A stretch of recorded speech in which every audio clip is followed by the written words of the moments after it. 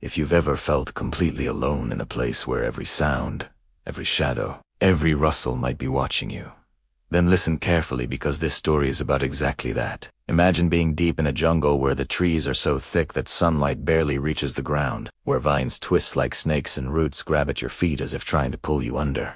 This is what happened to a man named Arman. He thought it was just another adventure, a simple trek into the Sorrowleaf Jungle to collect rare herbs. But by the time the sun disappeared behind the dense canopy, he realized he was lost, truly lost, and that the jungle was something alive, something aware, and something hungry. Before we go any further, make sure you hit that like button and subscribe to Unblinking, because stories like this deserve to be shared and your eyes deserve to stay wide open. Arman had always dismissed local warnings as superstition. Villagers spoke of the jungle in hushed, fearful tones, calling it cursed, haunted, and alive in ways man could never understand. He ignored them. But now, every snap of a twig, every rustle of leaves, felt deliberate, as if the jungle itself was moving around him, closing in, observing. His flashlight barely pierced the darkness, and every step he took was swallowed by shadows that seemed longer, thicker, and more menacing than they should have been. A whisper drifted on the wind, soft at first, almost gently, calling his name. Arman. He froze, heart pounding, telling himself it was the wind, his imagination, but the whisper repeated, sharper, closer. Undeniably real. Hours blurred together as Arman stumbled deeper into the jungle.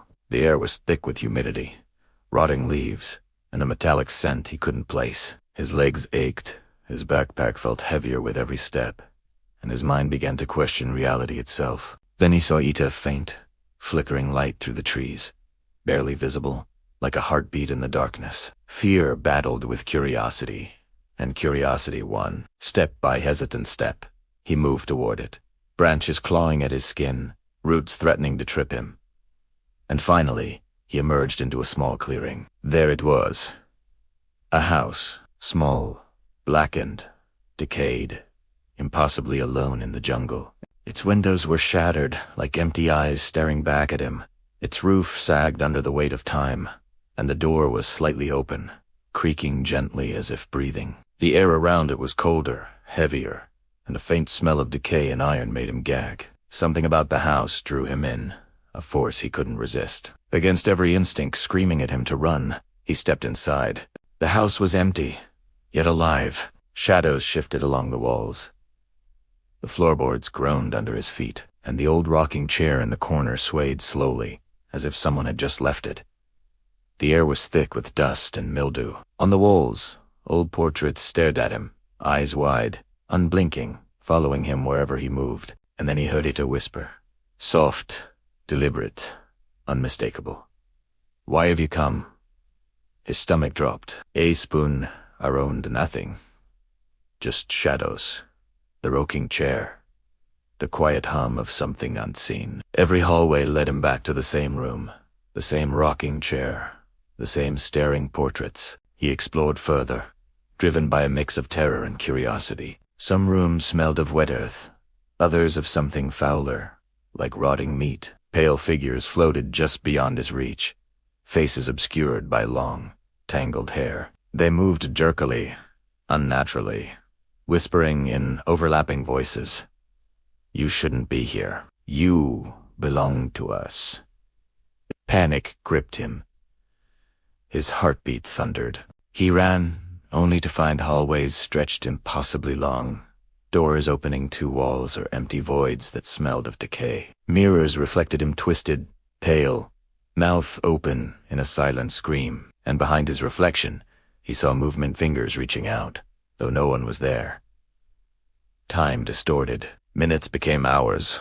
Hours became days. Hunger and exhaustion gnawed at him, but leaving the house was impossible. Every door he opened led him back. Every corner twisted, every shadow stretched, and through it all, he heard the pale woman. Hair, tangled, face, hidden eyes, glowing faintly beneath the dark strands. She did not speak, but her presence alone made the air heavy. Each step he took harder, each breath colder. The whispers grew louder, repeating promises. You cannot leave. You belong to us. Finally, in what felt like desperation, Arman stumbled out of the house. Moonlight filtered through the jungle canopy. Fresh air hit his lungs, and he thought he had escaped. Relief washed over him. But the jungle was not the same. Trees loomed unnaturally tall. Shadows moved faster than any creature should, and faint eyes glimmered in the distance. Watching, he realized in terror that the house had followed him. Its influence stretched beyond the clearing, into the jungle itself. Every step he took, the whispers followed. Every rustle in the underbrush reminded him that escape was only temporary. Arman wandered for days or maybe hours. Time seemed meaningless before he stumbled back to civilization, hollow-eyed, hair wild, muttering incoherently. He never spoke of the house directly, only of the shadows, the whispers, and the cold hand brushing against his shoulder in the dead of night. But deep inside, he knew the truth. The house had marked him.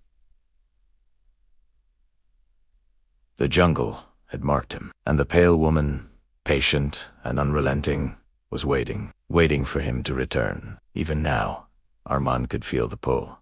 A flicker in the corner of his vision, a whisper carried on the wind, a shadow moving just beyond reach. He knows that the house and the jungle are not done with him, and in a moment of clarity, he understands that some places do not let you go. Some forces wait, patient and eternal, for the next lost soul. For those watching this story on Unblinking, take it as a warning. Curiosity has a price, and the jungle never forgets. If you liked this story, make sure you hit the like button, subscribe, and if you think you could survive where he didn't, comment below, share your thoughts, and share this story with someone brave enough or foolish enough to listen. The jungle waits, the house waits, and the whispers never stop. Arman thought the nightmare was over. He had returned to civilization, shaken, hollow-eyed, haunted by shadows that whispered in corners of his mind.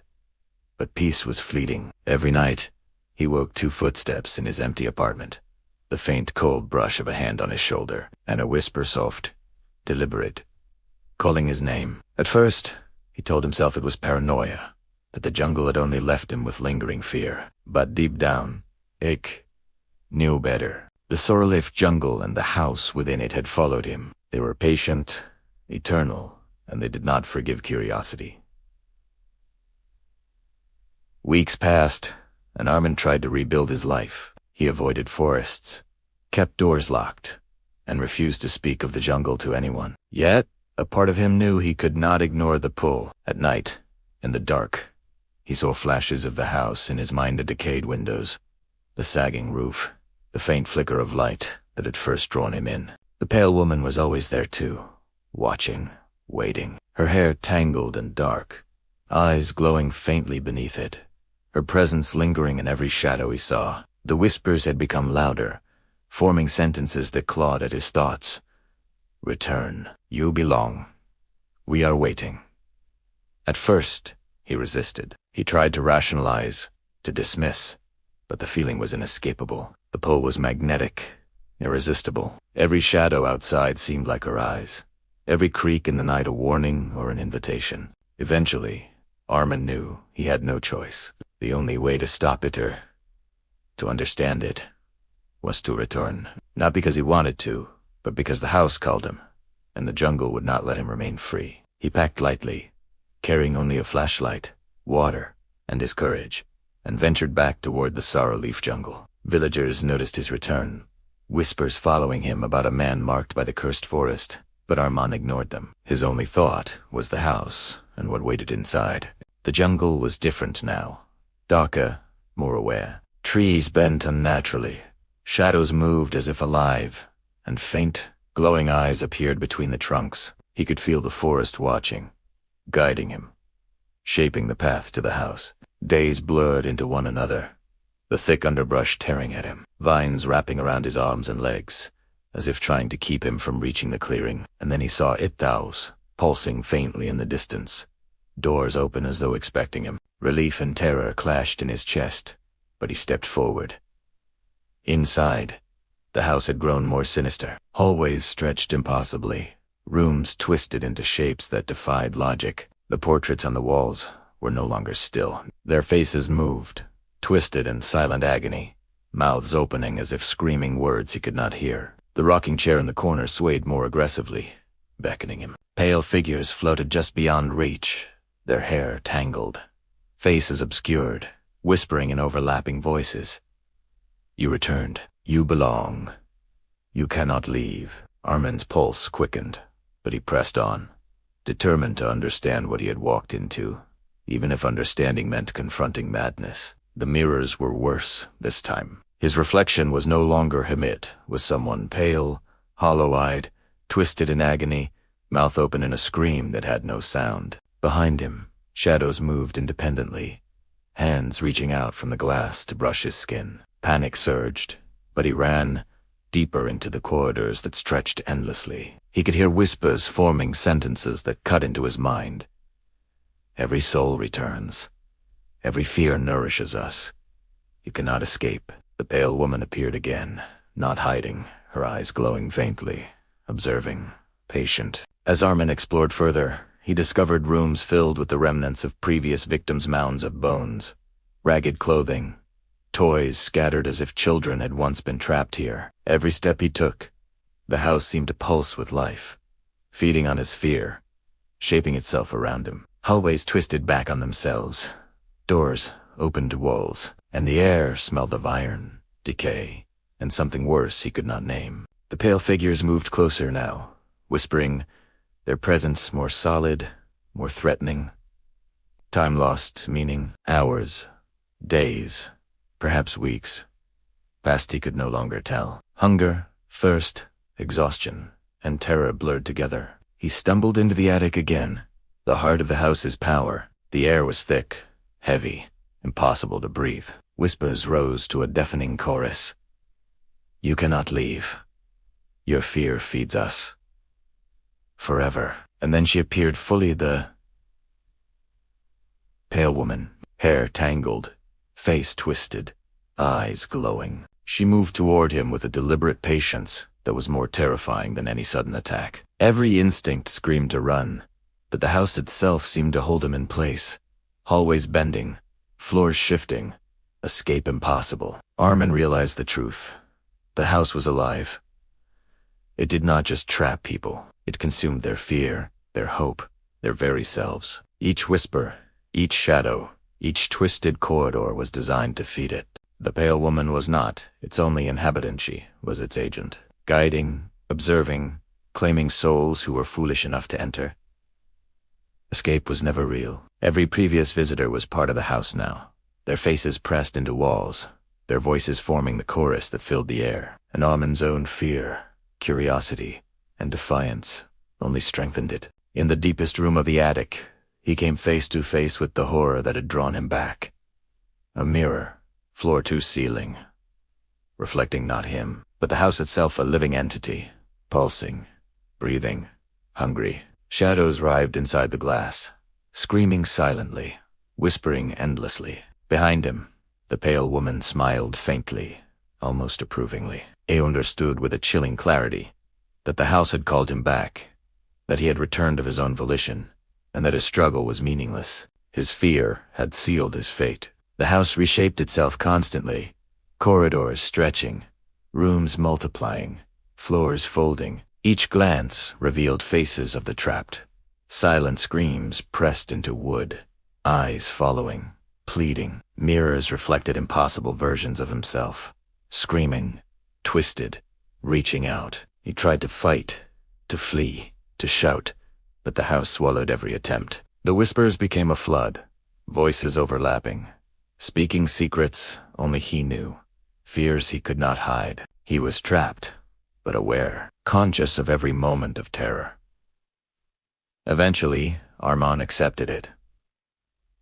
Resistance was useless. Fear had brought him here. Curiosity had bound him. The house would not release him. The jungle had never intended to. And yet, somewhere deep inside, a spark remained: curiosity, defiance, and the faint hope that maybe, somehow, he could endure. Or perhaps, survive long enough to find a way. The house had not defeated him completely. Not yet. For anyone who dares approach the Sorrowleaf Jungle, remember, the house waits. It waits for the curious, the fearful, the desperate, and if you follow the flickering light in the darkness, you may never return. If you do, the whispers will claim you. The shadows will surround you, and the pale woman will watch, patient, waiting, always waiting. On Unblinking, we've shared countless tales of terror, but Arman's story reminds us that some horrors cannot be ignored. If you enjoyed the story, hit like, subscribe, and turn on notifications. And now, I want to hear from you. What would you do if the jungle called your name? Could you resist curiosity, or would you be drawn in like Arman? Comment below. Share this story with friends who love true horror. And remember, some places never let go, and some houses never forget.